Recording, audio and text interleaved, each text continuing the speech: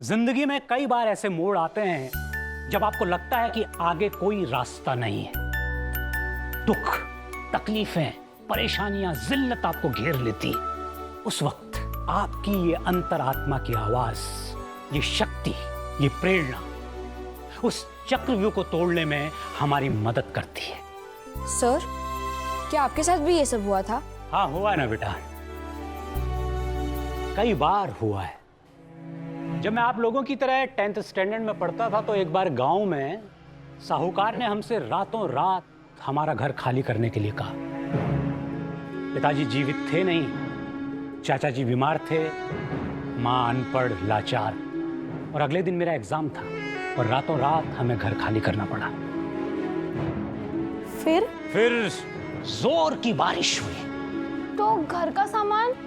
मैं दौड़कर ताड़पत्री लेने के लिए गया। ताड़पत्री लाया, कुछ सामान उसके नीचे रखा, कुछ पड़ोसियों के वहां सेटल किया, कुछ पेड़ के नीचे सेटल किया। ओह गॉड, व्हाट अ chaos। और घर? बेटा, उस वक्त मैंने घर के बारे में नहीं सोचा, पढ़ाई के बारे में सोचा, क्योंकि अगले दिन एग्जाम था। मेरे अंदर जो तकलीफ थी, जो दुख था, जो गुस्सा था, उसे मैंने चैनलाइज किया और पूरी रात घर के बाहर बैठकर एग्जाम की तैयारी की और एग्जाम में टॉप किया। क्योंकि मेरे मन के अंदर से एक आवाज आई थी कि ये जो गरीबी है, ये लाचारी है, ये जो भुखमरी है, ये जो तकलीफ है, अगर इसको दूर करना है तो आशा की एक ही किरण है और वो है एजुकेशन। हमें यहाँ हमारा चेहरा रिवील नहीं करना चाहिए। राइट, हम ये तहकीकात कर रहे हैं, ये बात हमारे ऑफिस तक नहीं जानी चाहिए, क्योंकि अगर ये बात प्रबोध को पता चल गई तो वो चौकन्ना हो जाएगा। एक काम करते हैं, मैं और आसावरी कपल बनकर अंदर जाते हैं। बनकर मतलब हम कपल ही हैं। अरे व्हाट आई मीन इज कि हाँ भाई, मैं तेरी फीलिंग समझ गया, प्लीज टाइम वेस्ट मत करो, अंदर जाओ दोनों। हाँ, कपल बनकर। All the best. Good luck. Thank you. चले? चलो।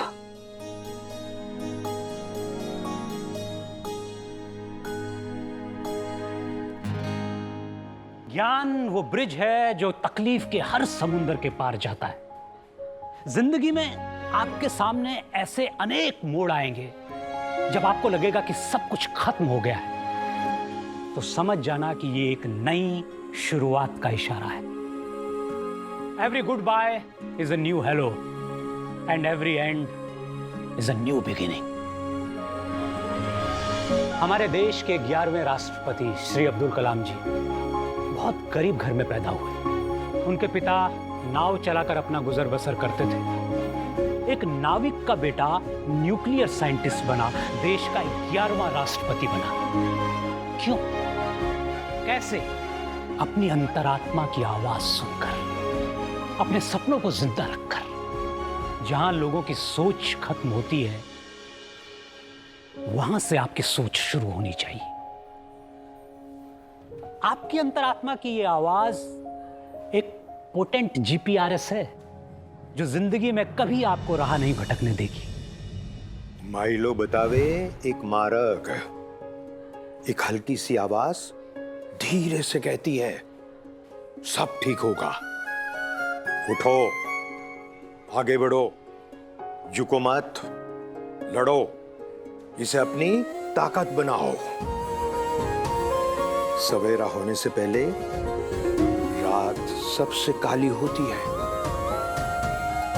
याद रखना पुष्पा। उस रात से डरना मत। Yes sir, how may I help you? मुझे मेरी दुबई की टिकट पोस्टपोन करानी थी और हॉलीडेज भी एक्सटेंड कराने थे। श्योर सर, हो जाएगा। अच्छा, ये मैडम मालदीव्स कैसी जगह है? हम ना 5-6 दिनों के लिए वहाँ जाने का प्लान कर रहे थे। मालदीव बहुत ही ब्यूटीफुल प्लेस है और हमारे यहाँ मालदीव के लिए बहुत अच्छे अच्छे पैकेजेस भी है। हाँ, हमारी नेबर है ना, उसने बताया था मालदीव्स के बारे में। इनफैक्ट उसने आप ही की एजेंसी से रिसेंटली टिकट्स भी बुक कराई थी। अच्छा, लेट मी चेक। नहीं तो लास्ट फ्यू वीक में हमारे यहाँ से मालदीव के लिए कोई भी बुकिंग नहीं हुई है। हाँ, एक इंक्वायरी आई थी डॉक्टर लीना शाही की। डॉक्टर लीना शाही, इस नाम का तो कोई नहीं है हमारे ऑफिस में। Yeah, Ashwin, it seems like a random inquiry. हाँ, लेकिन इंक्वायरी लास्ट वीक में ही हुई है। आई मीन टाइमलाइन सेम है। कोइंसिडेंस भी तो हो सकता है। एक चांस तो ले ही सकते हैं। लेट्स फाइंड आउट ये डॉक्टर लीना साही है कौन, इसका क्या कनेक्शन है प्रबोध से, ऑफिस से या हमसे। ज्यादा से ज्यादा क्या होगा, टाइम वेस्ट होगा, पर हमें सुराग ढूंढने का एक भी मौका गंवाना नहीं चाहिए। He's right. ये तेरी वजह से लगा है राशि, और पुष्पा आंटी की वजह से भी। कितना फायदा होगा सबको तुम दोनों के कारण। वैसे ये जो बॉक्स है उसमें टीचर्स के नाम भी डाल सकते हैं क्या? क्या है कि कुछ टीचर्स मुझे भी बुली करते हैं ना, तो अरे सर, तो पूरे स्टाफ रूम का नाम आना चाहिए इसमें। सारे टीचर्स हम बच्चों को कितना परेशान करती है। अच्छा बेटा, हम लोग परेशान करते हैं तुम्हें। Anyway, enjoy your break, kiddos. अरे सर, आप भी हमारे नाल लंच करो ना। मैं आज टिफिन नहीं लाई। That's rare. अरे कोई बात नहीं राशि, मेरे साथ खा ले। वैसे भी मेरी मम्मी रोज ठूस ठूस के पराठे भरती है। पोषण कंट्रोल करने का कॉन्सेप्ट ही नहीं बेचारी को। सरन सर, उस दिन हम जब जॉगिंग पे गए थे, उस दिन के काउंसलिंग के लिए थैंक्स। आपकी सीख मैं हमेशा याद रखूंगी। राशि, तुम्हारे पास तो ऑलरेडी एक बहुत बड़ा एडवांटेज है जिंदगी में। तुम्हारी मॉम, उनके तरीके अजीब हो सकते हैं पर उनकी सीख कमाल की है। नॉलेज कम हो सकता है उनके पास पर विजडम का भंडार है वो। जिंदगी में अगर कभी भी अटको ना तो उनसे सलाह जरूर लेना। मेरे पास माँ नहीं है, एक माँ के आंचल की कीमत क्या होती है कोई मुझसे पूछो। So, value it, okay? Yes sir. चल चल चल चल चल। अरे राशि, मैं क्या छोटी बच्ची हूँ? तू तो मुझे हाथ पकड़ के क्रॉस करवा रही है। तुझे सेव कर रही हूँ। अब तुझ जैसी तो एक ही है ना। हाँ, वो तो है। और ये जो रास्ते हैं ना, इन पे मैं आंख बंद करके भी चलूंगी ना तो भी पार कर लूंगी। क्या? सुन ना वैसे, सोनल बहन के घर पे कैसा लग रहा है तुझे? बहुत अच्छा लग रहा है। बिल्कुल दीप्ति भाभी की तरह ट्रीट करते हैं मुझे, बहुत ख्याल रखते हैं। और मनीष अंकल, वो तो इतने स्वीट है कि पूछ मत। फादर फिगर क्या होता है, उनको देख के समझ आया।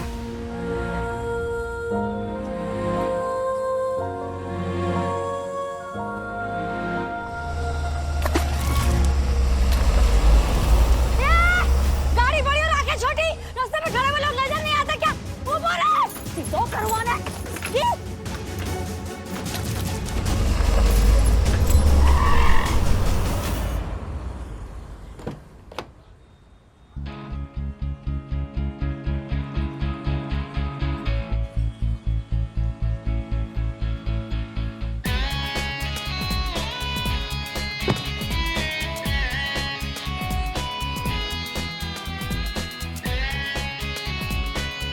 पत्थर,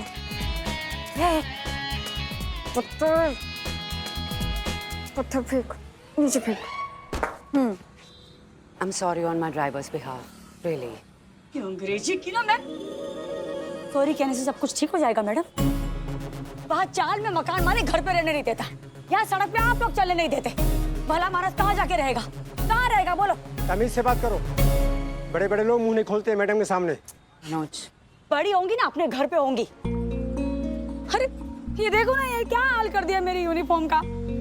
अभी इसको धोने के लिए ना मुझे दूसरे के घर पे जाना पड़ेगा, पता है आपको? आप स्कूल जाती हैं? नहीं, शौक है मुझे स्कूल यूनिफॉर्म पहन के ऐसा बाजार में घूमने का। तो फैंसी ड्रेस कंपटीशन है ना मेरा।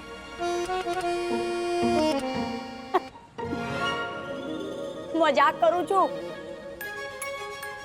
वैसे हाँ, 10वीं में पढ़ती हूँ मैं, मेरी बेटी के साथ। ये बस ये दाग निकल जाए किसी तरह पापा। 150 रुपए ले लेगा लॉन्ड्री वाला इस दाग को धोने के, पता है आपको? बेन, ये यूनिफॉर्म पहना नहीं है मैंने, कमाया है। सर पे लगे दाग को मिटाने के लिए पहना है मैंने ये यूनिफॉर्म। इस पे दाग लगेगा तो कैसे चलेगा? मैडम, मैडम नहीं, वो आप I am Pushpa Patel. Okay Pushpa ji, मैं फिर से माफी चाहती हूँ।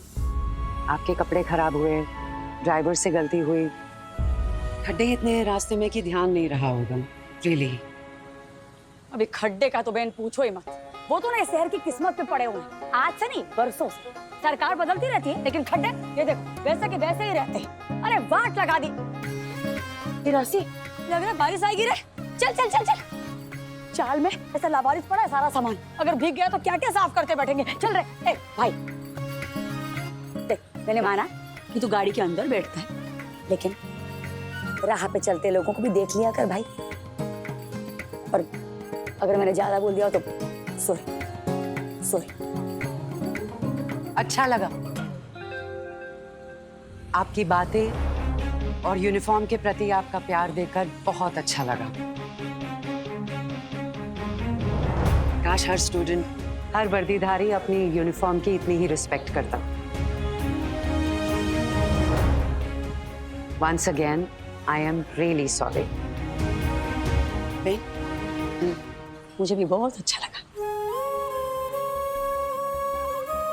ऐसे बहुत कम बड़े लोग देखे हैं मैंने जो तो दिल से माफी मांगने में ना छोटापन महसूस नहीं करते। वाह। फोइबा ने क्या नाम रखा है आपका? फोइबा? हुआ दामिनी मेहरा। दामिनी मेहरा मीन्स क्या? नाम में ही वजन है। Nice to meet you. Nice to meet you. Oh, same here. Oh, it's okay. आइए प्लीज, मैं आपको ड्रॉप कर देती हूँ। अरे ना 3 पहिए वाली गाड़ी है ना हमारी, गली गली घूमती है, रिक्शा। चल रहे मनीष भाई का तुझे छोड़ के ना मैं निकल जाऊंगी।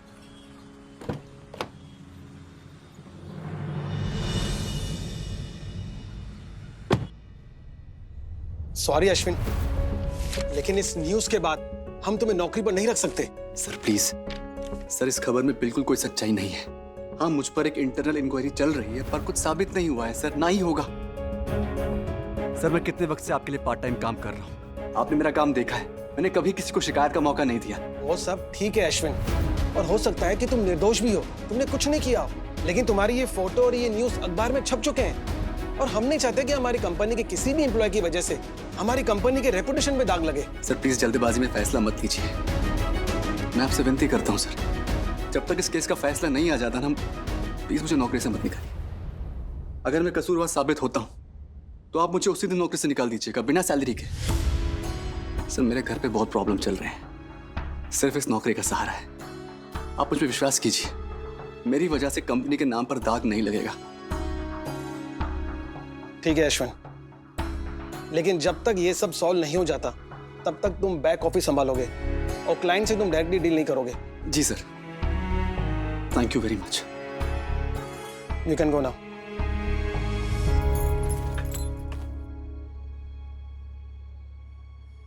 राशि, कॉफी।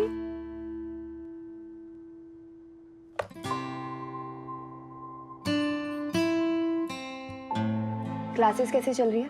बहुत अच्छी, इतना अच्छा स्टडी मटेरियल देते हैं, बहुत हेल्प मिल जाती है। ग्रेट। और क्या चाहिए तुम्हें? वैसे तुम कंफर्टेबल हो ना यहाँ? 5 स्टार होटल में रह रही हूँ ऐसा लग रहा है। इससे ज्यादा कंफर्टेबल अब और क्या हो सकता है। अंकल आंटी भी मेरा बहुत ख्याल रखते हैं। Thanks for having me. Thank you for coming. अरे बातें नहीं, तुम पढ़ाई करो। 10th में 1 मिनट भी बर्बाद नहीं करना है राशि। और तुम मुझे डिस्टर्ब करना बंद करो दीपू। चिल मॉम, हम सब कॉफी पी रहे थे। सोचो मैं जब 10th स्टैंडर्ड में होंगी तब कितनी हिटलरगिरी की होगी इन्होंने। हाँ? नथिंग। अच्छा by the way, Khurana called. उन्होंने केस पर काम शुरू कर दिया है। कल नोटिस भी भेज रहे हैं वो। उन्होंने कहा है कि ठोस प्रूफ्स लगेंगे। अगर हम ये साबित कर पाते हैं कि मालदीव्स की ticket booking, hotel booking etcetera etcetera मामले में अश्विन का कोई हाथ नहीं था, तो हम कॉम्पेंसेशन भी क्लेम कर सकते हैं। सो दीपू, एक एक डिटेल नोट करना बेटा। Be very prepared. या थैंक्स आंटी, आप अश्विन भाई के बारे में इतना सोच रही हैं। आप बहुत स्मार्ट है। आई मीन आपकी पर्सनालिटी, बात करने का तरीका, you are classy. Dear lord, इतनी तारीफ कुछ चाहिए तुम्हें? You made my day.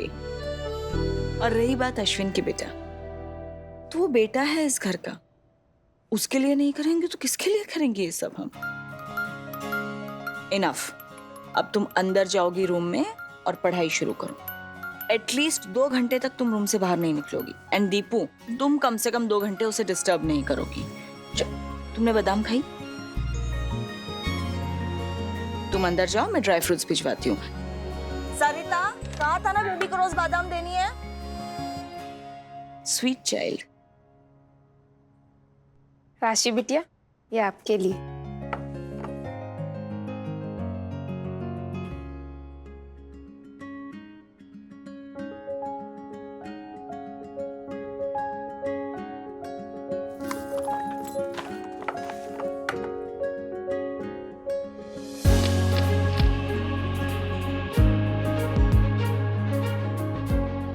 मेरी तो ऐश है।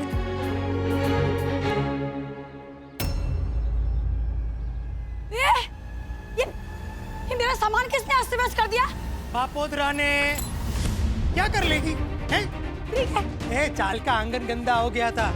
जिधर देखो पान की पिचकारी, चाय के दाग, ग्लूकोज बिस्किट के पैकेट, तेरा ये झमेला, आज बापोदरा सब साफ कर डालेगा। इतने सालों तक तो चाल की गंदगी नजर नहीं आई तुझे?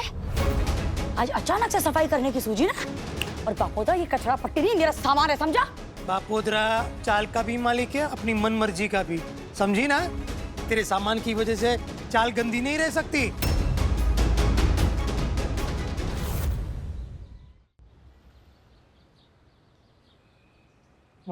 बापोदरा तो कहता है तेरे कपड़े भी धुलवा ले, पानी फ्री है। चलो चलो, क्या देख रहे हो? हटाओ हटाओ सब। खबरदार! मेरे सामान को किसी ने मुझसे बिना पूछे हाथ लगाया ना तो देख लेना। हट, हट, हट। इधर आ, इधर आ। इधर आ। अरे बात करनी है, आ ना। तू भी आ, जल्दी आ। अरे देख ना, मेरे हाथ में कुछ नहीं, मैं कुछ नहीं कर रही हूँ। आ ना, बात करनी है मुझे। इतना टाइम नहीं है मेरे पास भाई, आ ना। तुम लोगों को सफाई करने का बहुत शौक है। सबसे ज्यादा गंदगी ना तुम्हारा ये जो सेठ है ना, सेठ, इसके पेट में और इसके दिमाग में ठुसी हुई है। जाओ पहले वो साफ करो। क्या बोली? क्या बोली?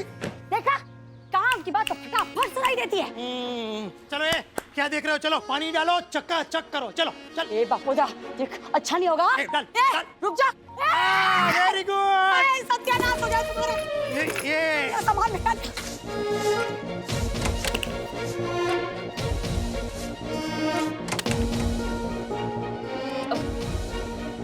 सुनिए, आपका फोन आ रहा है। सुशी, बापोदरा को डाइवर्ट करने की कोशिश मत कर, सब समझता हूँ। हाँ, बोल दे बापोदरा अभी अभी गुजर गया। बोल दे। क्या कर रही है? अपना सामान ऊपर रख रही हूँ, दिखाई नहीं देता? दिखना भी बंद हो गया है क्या? ठीक है, कह देती हूँ उसको। वैसे भी वो कह रहा है कि इस महीने का ब्याज नहीं दे पाएगा। कौन बोला? अरे ब्याज क्यों नहीं देगा? उसका बाप भी ब्याज देगा। उसके बाप का माने क्या? फोन चालू लगाता हूँ। सत्यानाश हो जाए तुम लोगों का। सफाई करने का बहुत शौक है ना? मेरा सामान जो अस्त व्यस्त किया है ना, इधर उधर फैलाया है ना, उसको वापस अपनी जगह पे रख, वरना मैं तुझे जान से मार दूंगी। रख वापस, रख, रख, रख। बोलने का नहीं, रख रख रख।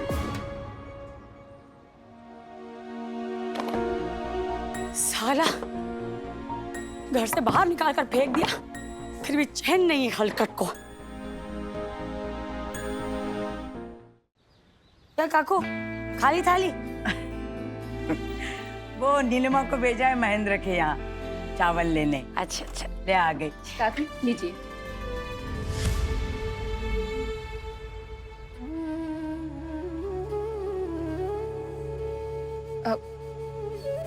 काकू लीजिए ना, वो घर में बहुत काम है।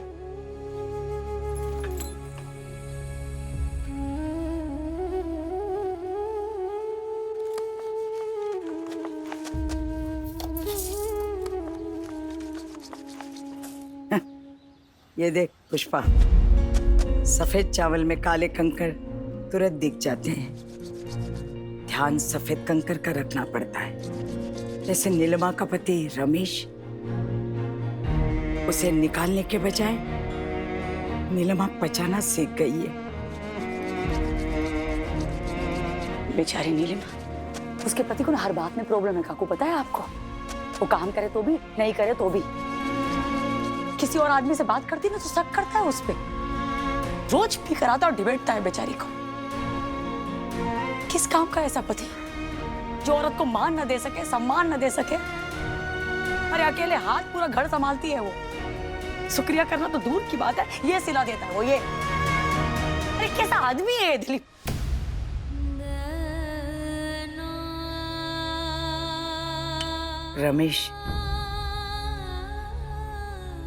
रमेश नाम है नीलिमा के पति का।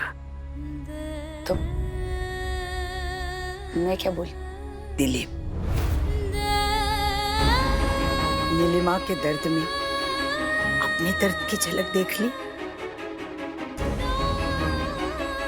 निकाल दे उसे अपने जहन से, निकाल दे। अतीत को साथ लेकर चलने से वर्तमान बन जाता है।